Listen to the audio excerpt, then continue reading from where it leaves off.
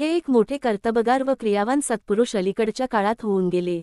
अक्कलकोटचे स्वामी बिडकर महाराज स्वामी सहस्त्रबुद्धे यांच्या परंपरेतील दिगंबरदास यांचा जन्म 1912 साली कोकणात पोमेंडी या नावाच्या गावी झाला. हे प्रथमपासूनच विरक्त वृत्तीचे होते. शिक्षण अर्धवट सोडून सद्गुरूच्या शोधात हे लहानपणीच निघाले.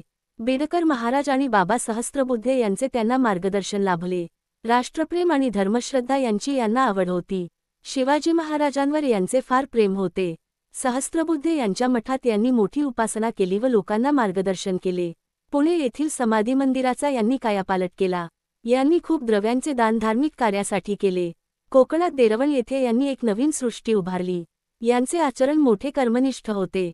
स्वामींच्या उत्सवाला यांनी एक प्रकारचे शिस्तबद्ध वळण लावले.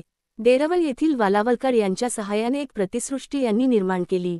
सीतारामबुवा वालावलकर ट्रस्ट स्थापन करून यांनी कार्याला गती दिली. सीतारामबुवांचे समाधी मंदिर यांनी बांधले. गोरगरिबांना खूप मदत केली. देरवळ येथे पोस्ट ऑफिस, तलाठीचे ऑफिस, दवाखाना, डॉक्टरांचा निवास इत्यादी सोयी यांनी केल्या. विहिरी तयार केल्या. विद्यार्थ्यांना शिक्षण मिळण्याची व्यवस्था केली. त्यांना वह्या, पुस्तके, दप्तरे, रेनकोट, गणवेश इत्यादी वस्तू पुरविल्या. एक अंगणवाडी तयार केली. दिगंबरदासांचे हे कार्य फार मोठे आहे. ईश्वरनिष्ठा आणि लोकसेवा यांचे मोठे आकर्षक मिश्रण देरवण येथे पाहावयास मिळते. अनेक जनावरे खरेदी करून यांनी शेती व्यवसायास मार्गदर्शन केले. नळाने पाणी पुरविले. यांची काही स्तोत्रे प्रसिद्ध आहेत. शिवप्रभूंचे एक स्मारक उभे करण्याचा त्यांनी देरवण येथे प्रयत्न केला. अशा रीतीने दीनदुबळ्यांची सेवा म्हणजेच परमेश्वराची पूजा त्यांनी मांडली. सन 1989 मध्ये यांनी समाधी घेतली. त्यांची समाधी पुण्यात बाबा महाराज सहस्त्रबुद्धे यांच्या समाधीशेजारी आहे. दिगंबरदास यांची काही स्तोत्रे प्रसिद्ध आहेत. विशेषतः त्यांची श्रीरामहृदय या नावाची रचना सांप्रदायिकांत प्रसिद्ध आहे. दिगंबरदासांना आणखीही काही कविता लिहिण्याची स्फूर्ती झाली.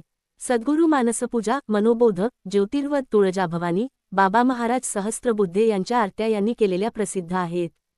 परंतु श्रीरामहृदय हे 945 श्लोकांचे प्रकरण फार महत्त्वाचे मानावे लागेल. दिगंबरदासांना अनेक पक्ष्यांचे व प्राणीमात्रांचे प्रेम होते. याची साक्ष देरवणच्या निसर्गात मिळते. दिगंबरदास यांचे उत्तराधिकारी म्हणून श्री काका महाराज अशोकराव जोशी हे काम पाहतात. दिगंबरदासांची परंपरा समग्र अशा स्वरूपात तुमची बाप धनी या एका ग्रंथात नुकतीच आली आहे. यात दिगंबरदासांचे सर्व चरित्र, त्यांचा पत्रव्यवहार, त्यांची वाङ्मय व त्यांचे अनेक पत्रे इत्यादी सामग्री आली आहे.